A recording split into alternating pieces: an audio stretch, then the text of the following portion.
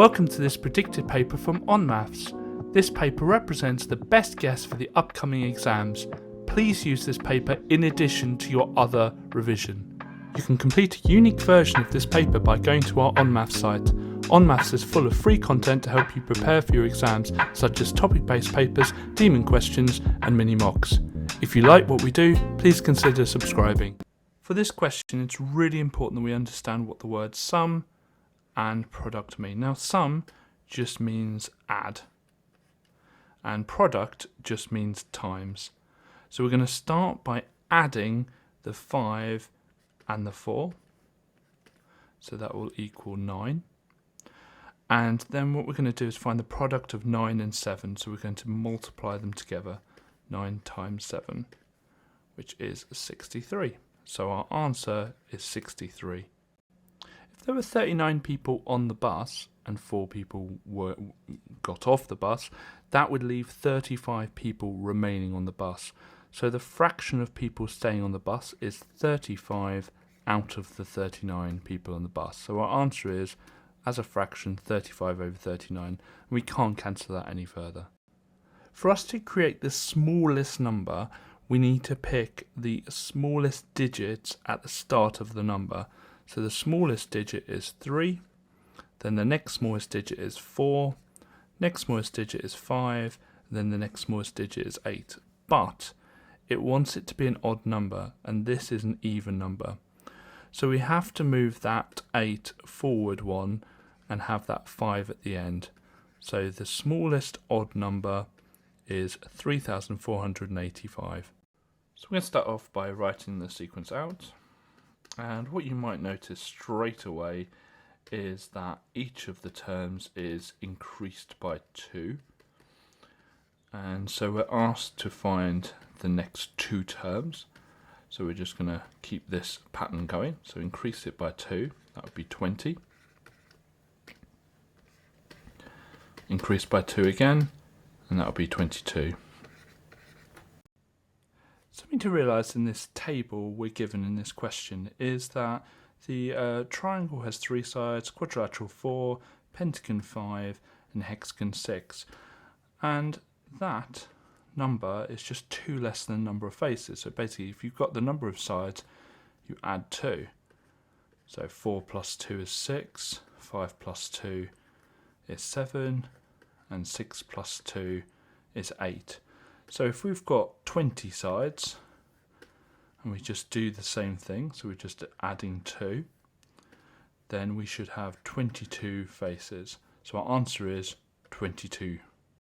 So how a frequency table works is the frequency tells you how many are in each group. So we've got 11-year-olds here, and the frequency says there are 4 11-year-olds, there are 10 12-year-olds, 5 13-year-olds, and 8 14-year-olds. So to find out how many there are altogether, we're just going to do the 4 plus the 10 plus the 5 plus the 8, and that will equal 27. So there are 27 children altogether.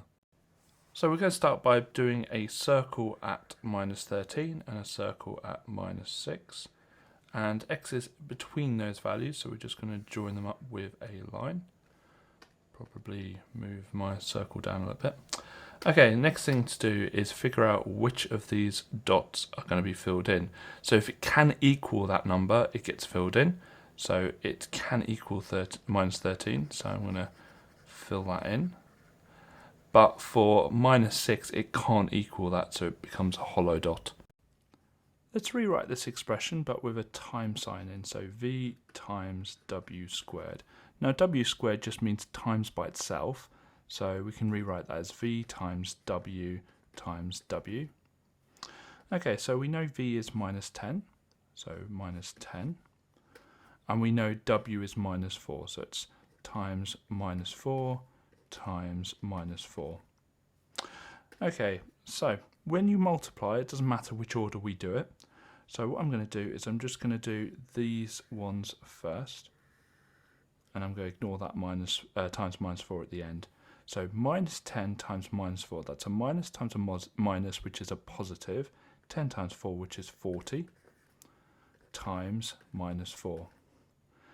Now we're going to do 40 times minus 4, so it's a positive times a negative, so that's going to be a negative. And 40 times 4, well, 4 times 4 is 16, so 40 times 4 is 160. So it's going to be minus 160. So we have an original amount, and this represents 100% of the original amount.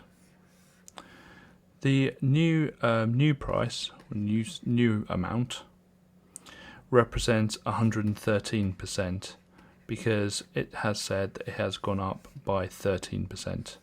So it has increased by 13%. And as a value, that increase is £1,287.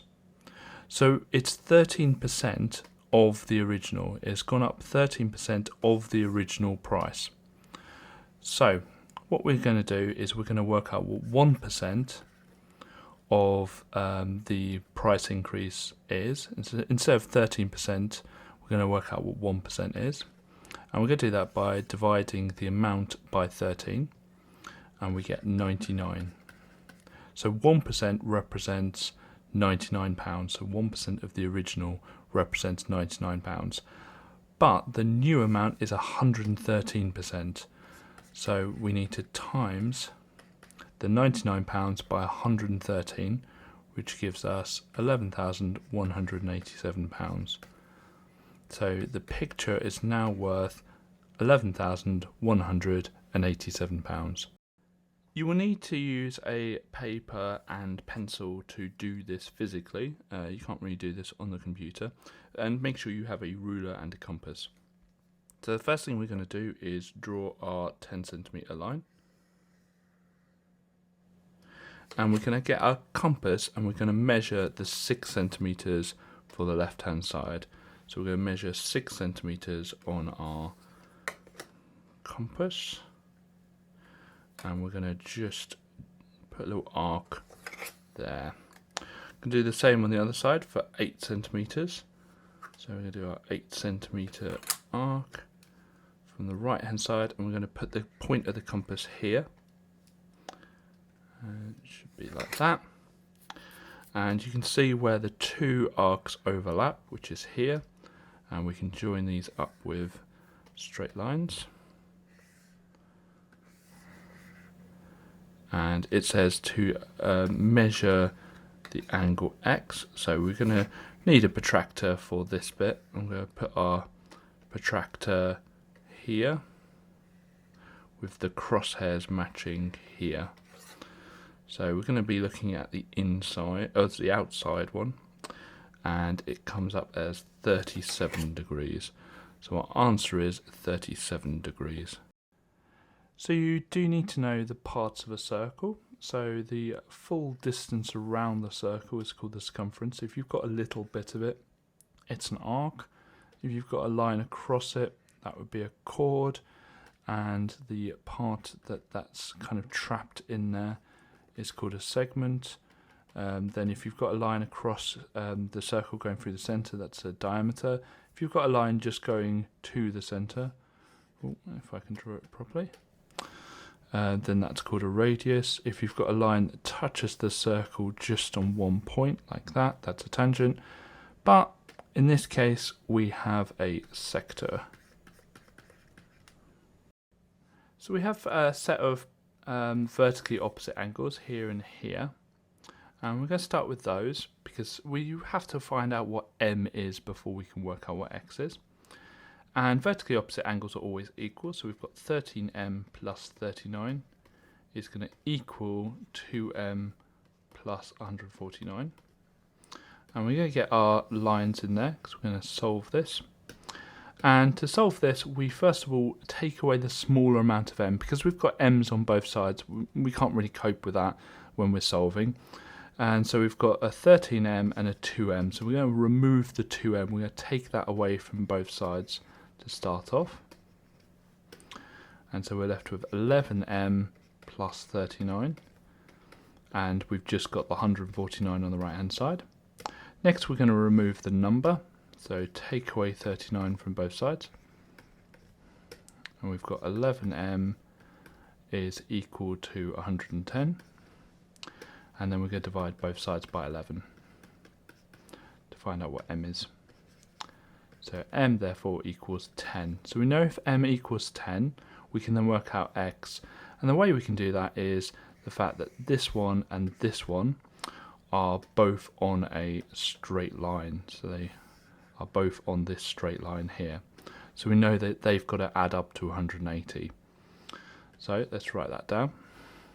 13m plus 39 plus x is equal to 180 degrees, or I don't normally put that in for the working out, I always put that in for the answer. So we can solve this, or well, first of all, we know what m is, so it'd be 13 times n, which is 130, and then we can solve this. So let's get my solving lines in, and so that's going to be 169 plus x equals 180, and we're going to just take that away from both sides, the 169. So we've got x equals 11. So the value of x will be 11 degrees.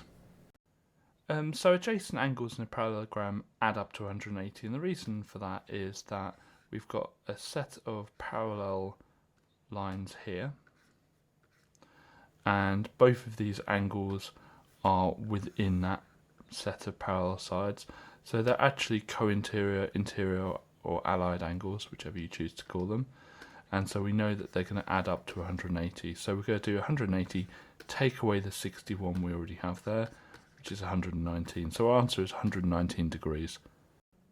So 7 times 10 to the power 4 is going to be 7, and it's going to be 70,000. And 9 times 10 to the power of 7 will be 90 million.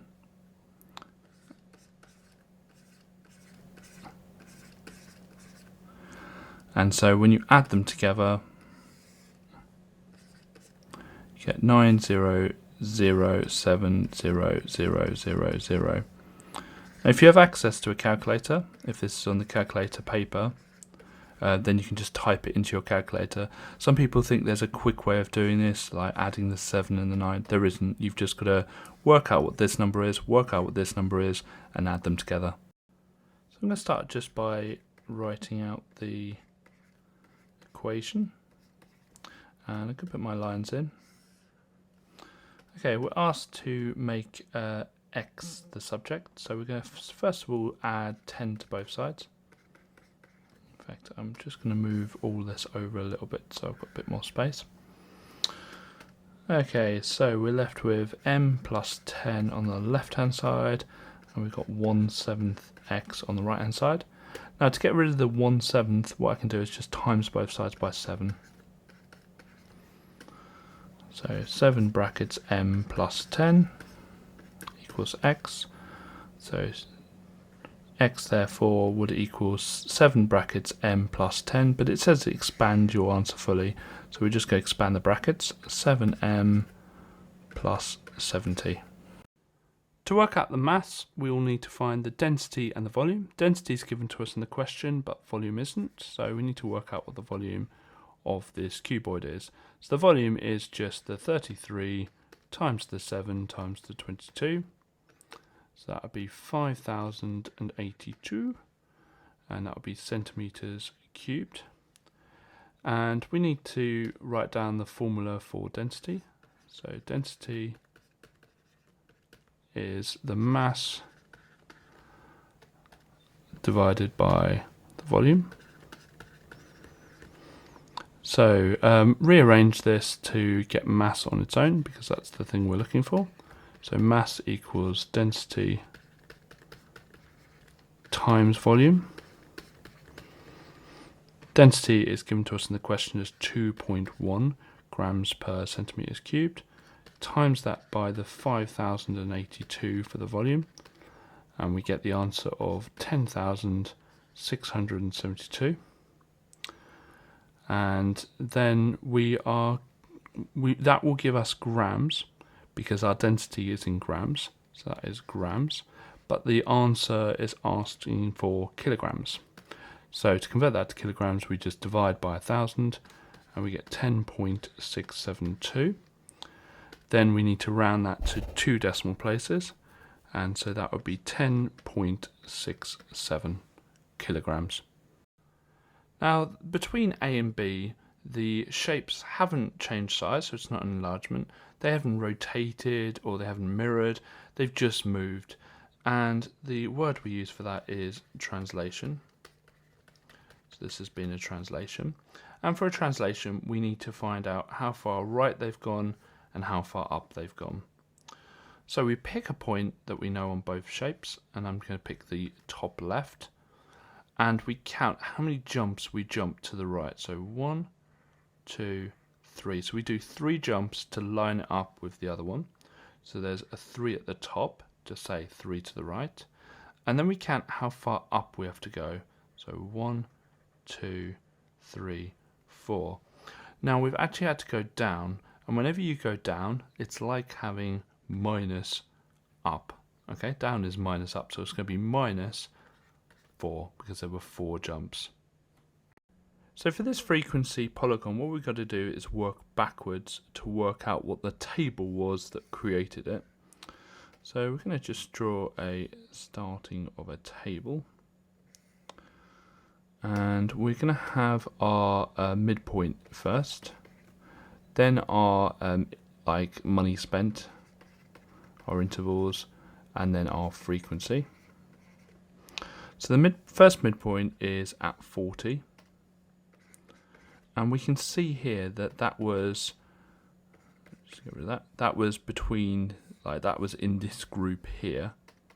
So that is 0, and I'm just going to use M for money, 0 to 80. And the frequency is how high it is, which is 10. The next midpoint is here. So that was going to be 120. We can see that that's between 80 and 160, and the frequency is 20. And finally the last midpoint is here, which is obviously 200, and that is between 160 and 240, and the height of it is going to be 7. So we're looking for the probability a customer spent less than 160, so that is these two here. Okay, so there are 30 that are less than 160. And how many are there altogether? Well, it's that 10 plus the 20 plus the 7. So it's going to be over 37. So it's 30 over 37. To answer this question, I'm going to do a quick number line. And I'm going to put the 12 meters on my number line. And I'm going to think what the next number down would be that it could have rounded to. Well, it's 10 to the nearest meter, so the next number it could have rounded to is 11. And to find the minimum it could have been before rounding to 12, all we need to do is find the halfway point between 11 and 12, which is obviously going to be 11.5. So our answer is 11.5 meters. So we're going to start by understanding that all lines form or can form an equation y equals mx plus c, with m being the gradient and c being the y-intercept.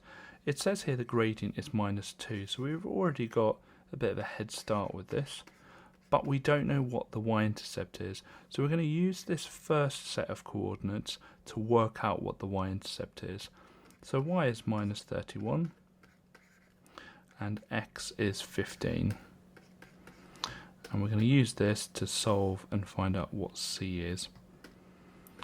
So first thing I'm going to do is, well, just tidy this up. 2 times 15 is 30, so -30 plus c.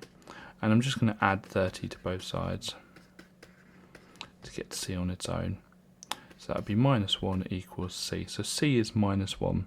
So we now know that the equation is y equals -2x minus 1. And we're told that the y is -37. And we're looking for the x value, which they've called w. So let's get our solving lines in. Okay, so the first thing I'm going to do is add 1 to both sides. And so it would be minus 36 equals minus 2x. I'm going to now times, or divide everything by minus 2. And a negative divided by a negative is positive. 36 divided by 2 is 18. And then obviously that gets rid of the coefficient of the x, so it's just x. So x equals 18. So the x value is 18 and the x value is the w value. So w is 18. There's an awful lot going on in this question. Whenever there's an awful lot going on, it's always best to draw a diagram. So we're going to start off at Chelton, which is a C. Then we go to Bolko, that's where we're going. And we go through Devley on the way. So we'll do D there. Distance from Chelton to Devley is 34 miles.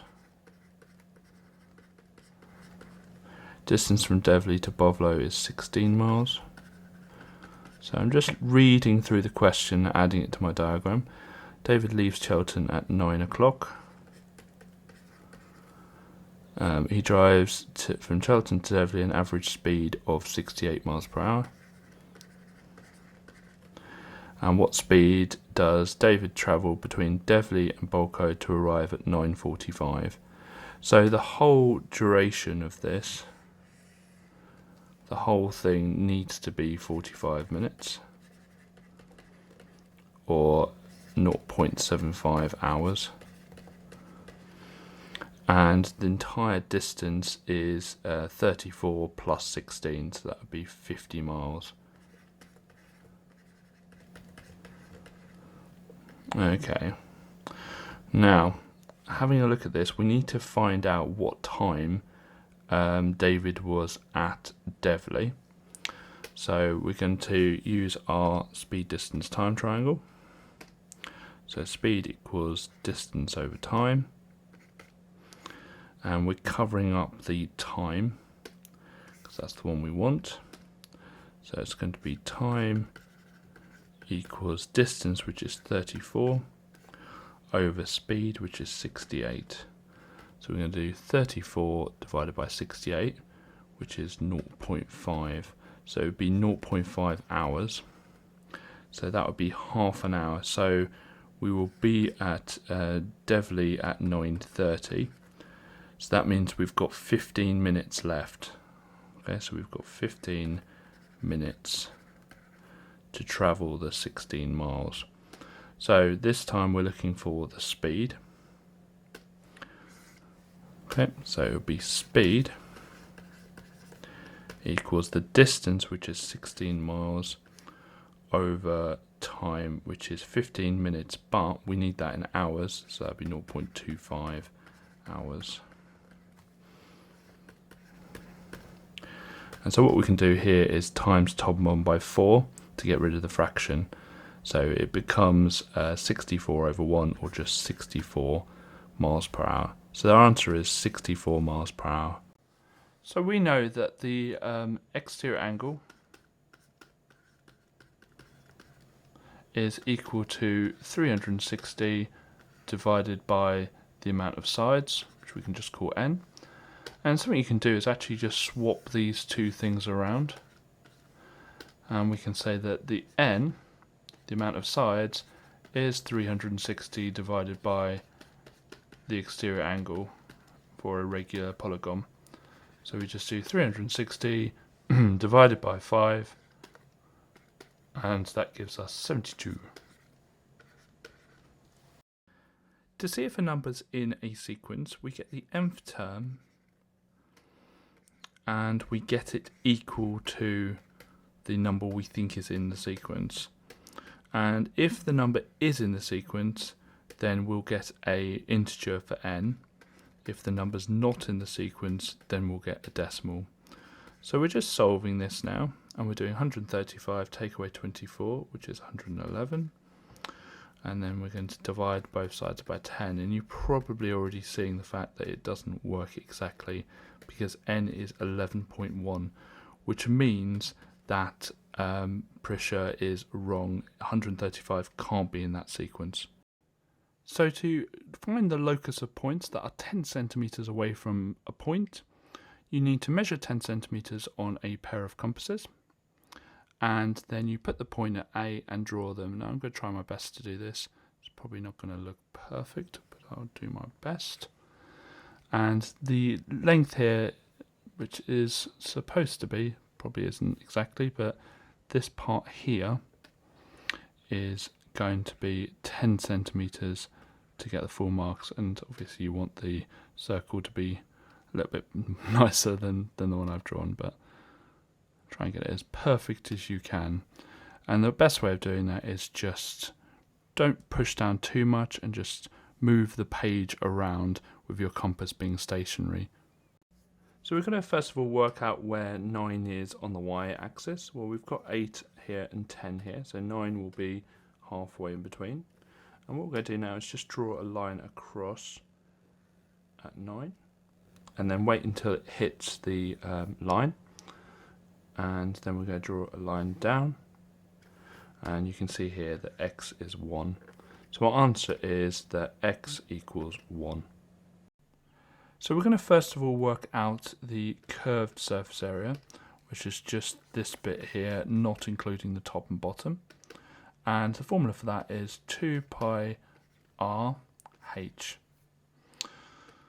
And the h is this bit here, so it's 2 times pi times the radius at the top, which is 12, times the height, which is 19.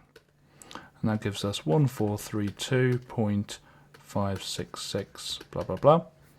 Next we go work out the area of the circle at the top. So circle area. And the formula for that is just pi r squared. So pi times 12 squared, which will give us 452.389, blah, blah, blah. Now there are actually 2 circles, so when we work out the total surface area, so total surface area, we add the curved surface area to 2 lots of the circle surface area, or areas of the circle, because there's 1 circle at the top and 1 at the bottom, and that gives us 2337.344, blah, blah, blah, and 2 decimal places, that is 2337.34. So we're looking to write a formula for the cost in pounds of hiring a microwave for X amount of days. So the cost is C, so it's going to be C equals, and it says it's going to be 55 pence a day. Now it wants the answer in pounds, so we need to convert this 55 pence into pounds, so that's going to be 0.55, and it's going to be 0.55 times the amount of days. Well, it says the amount of days is X, so it's going to be 0.55x. Then it says that there's just a one-off cost of £15, so you're going to have to pay £15 regardless. So we're just going to add 15 onto that. So the answer would be C equals 0.55x plus 15. Okay, let's just do a quick sketch of the graph. And we've got coordinate C is at 213, so we're going to say that's roughly there. And that's C, and that's at 213. And then we've got D, which is at coordinates 8, 4.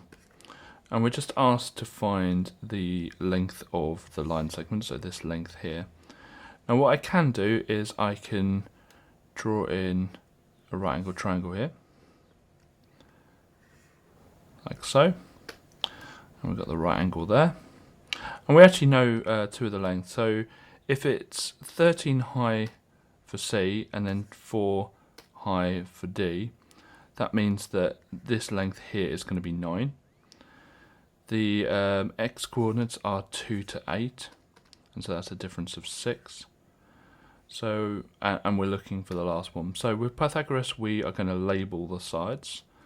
And so we've got A here, we've got B here, and then C has to be the one opposite the right angle. and we're just going to write out the formula, which is a squared plus b squared equals c squared. And a we've said is 9, and b we've said is 6.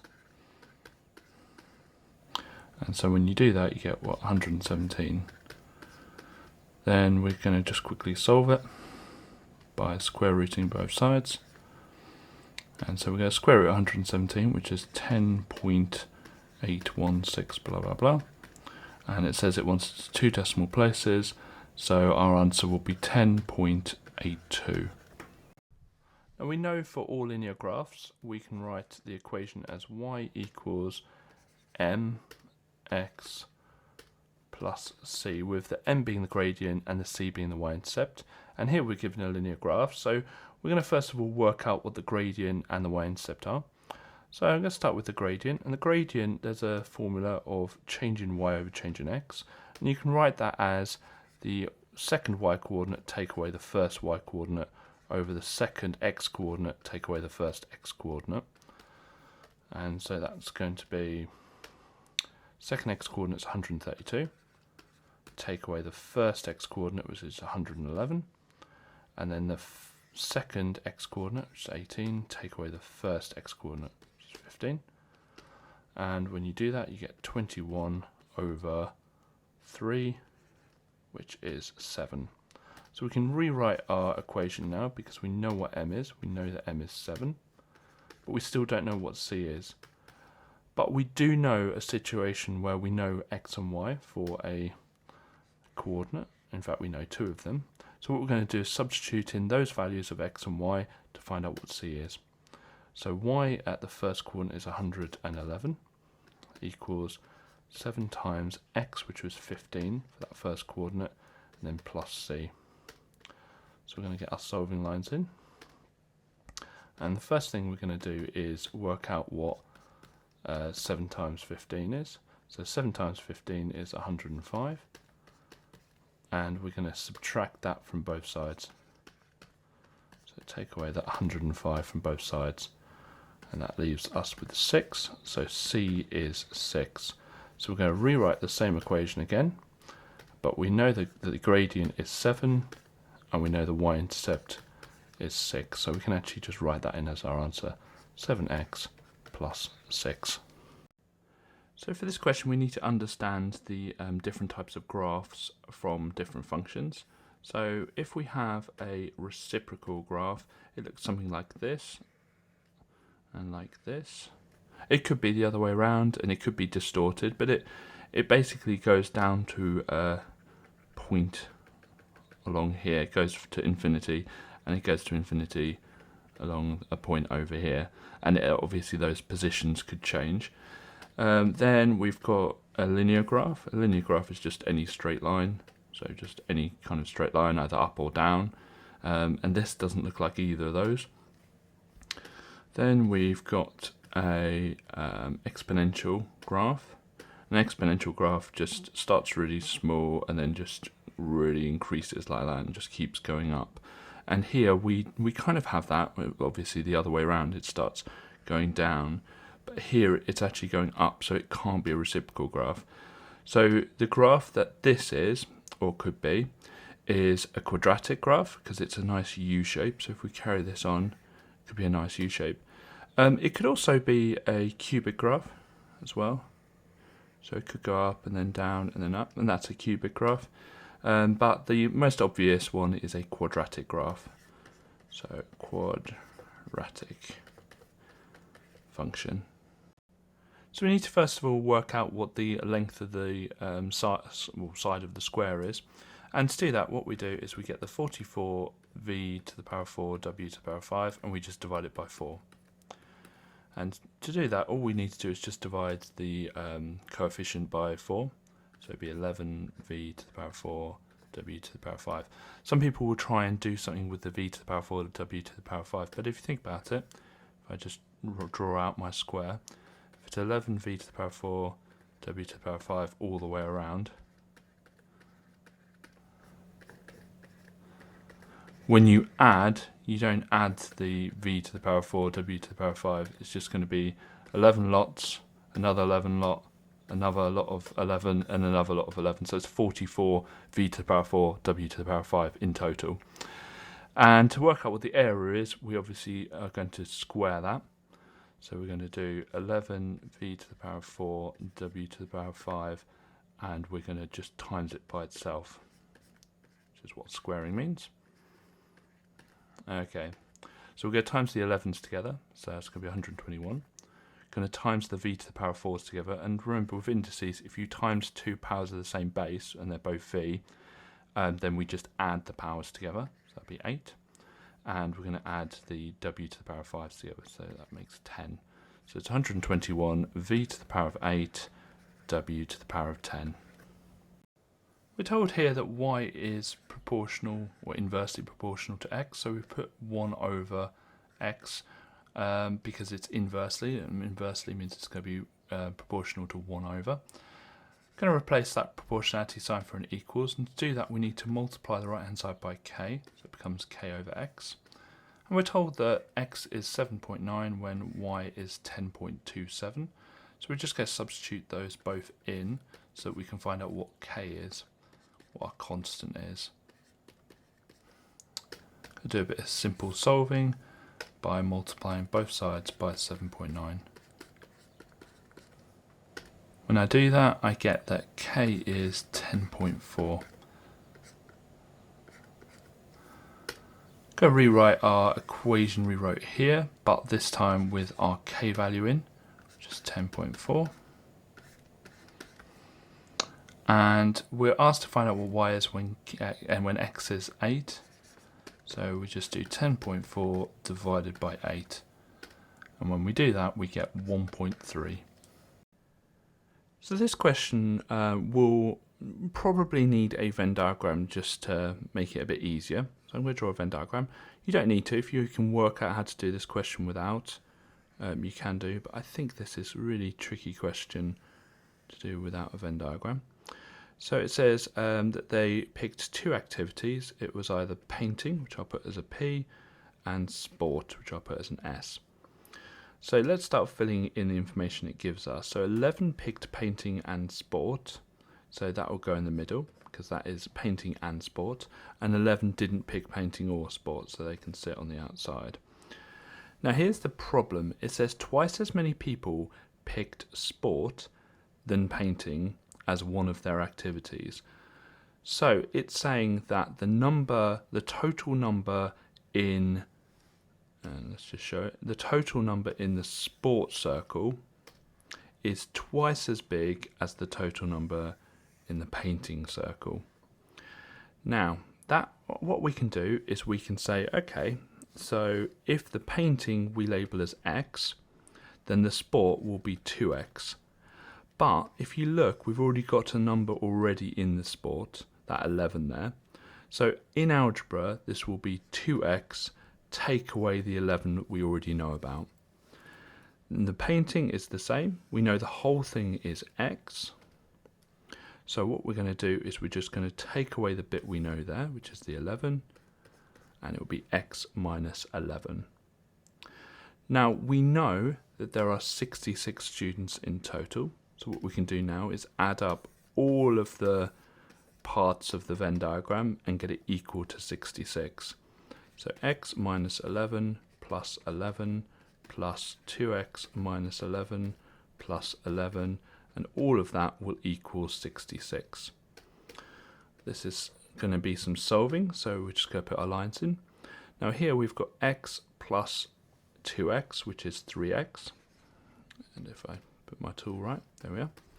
And we've got minus 11 plus 11, minus 11 plus 11. Well, those just cancel out. So we're left with just the 3x equals, and then 66. We're going to divide that 3 both sides. So we've got x equals 22. So if we go back to our Venn diagram now, we can fill in the blanks. So instead of x minus 11 there, we've got 22 take away 11, which is just 11. Instead of 2x minus 11 there, we've got 22 times 2, which is 44, take away 11, which will be 33. So it says, find the amount that picked sport and not painting, which is this 33 here. We're going to start by focusing on the A and B, which is 8 and 16. So in the middle is going to be 8 and 16. The next thing we're going to focus on is the fact that A is all the multiples of 4. Now 8 and 16 have both already been taken because they're in the middle. So the remaining multiples of 4 are the 4 there and the 12 there. So the next ones I'm going to focus on is the A or B. So A or B is in A, in B, or in the middle. So if we cross out the ones we've already used, so we've already used the 8 and 16 and the 4 and the 12, that leaves the 1 and the 9. We'll cross that out of our other list. And there's only 2 left in our everything list at the top. We've got the 3 and we've got the 11. So on the outside we have 3 and we have 11. Here we notice with the simultaneous equations the coefficients of the x are different and the coefficients of the y are different. But if you look at the coefficients of the y, they are similar because we've got a plus 4 here and a plus 8 here. So all we need to do is multiply the top one by 2. So we're going to do 2x plus 4y equals 2. And we're just going to multiply all of the terms here by 2 to get that second term, the 4y, to make it equal to 8y. So that's going to be 4x plus 8y equals 4. Then I'm just going to write out that equation we've just worked out and then write out the second equation underneath. And now we have the same coefficients. So if we put in our circles, because obviously with simultaneous equations we work downwards, and we look at the signs now before the 8y's. So we've got a plus and a plus. Well, if they're the same signs, we subtract going downwards. If they are different signs, we add going downwards. The d in different, the d in add, the s in same, the s in subtract. Well, they're both pluses, so we're going to subtract. And so we're going to have 4x take away 3x, which is just x, 8y minus plus, which is just minus, so 8y minus 8y, which is 0, which was good. So that's the whole point, is to get rid of those y's. And we've got 4 take away 7, which is minus 3. So x is minus 3. Now we can't stop there because we need to find out what y is. So we substitute in the value of x, which is minus 3, into our first equation. So 2 times minus 3 plus 4y equals 2. We get our lines in to be able to solve it.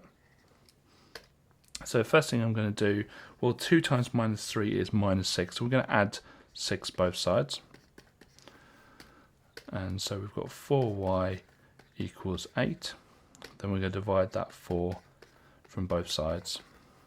So we've got y equals 2. We can check this by putting the values of x and y, substitute them into the second one.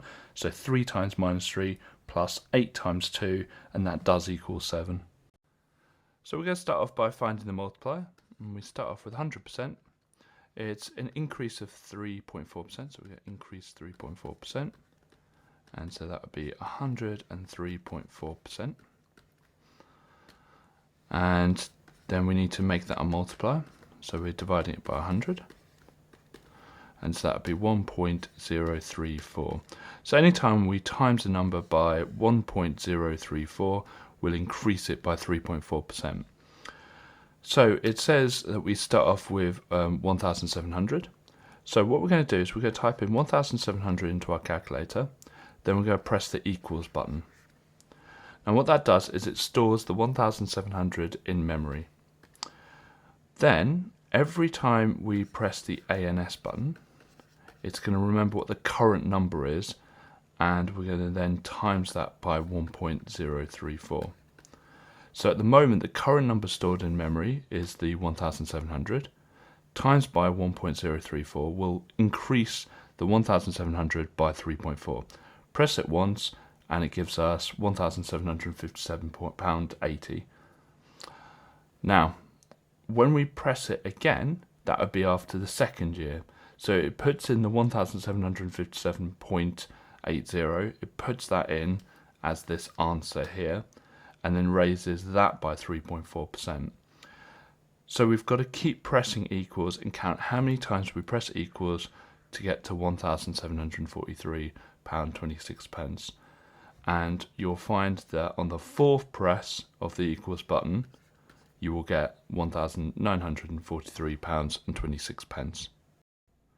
I'm going to do just a quick multiplication grid. And what I'm going to do is I'm going to put the 2x plus 3 at the top, so 2x and then plus 3, and then 3x minus 11 down the side. Multiply them out, 3 times 2 is 6, so that'd be 6x squared, 3 times 3 is 9, so that'd be 9x. Minus 11 times positive 2 will be minus 22x, and then minus 11 times positive 3 will be minus 33. Get them all together, so we've got 6x squared plus 9x, because that is a positive, minus 22x minus 33, and we can see here that the plus 9x and the minus 22x are like terms, so we can add them together to make minus 13x, and that's our answer. So our answer is 6x squared minus 13x minus 33. So we're going to first of all draw a tree diagram for this information. You don't have to, but it is easier to understand what's going on. And so the first choice will be the first pick. It'll either be male or female. And the second choice will be the same, male and female.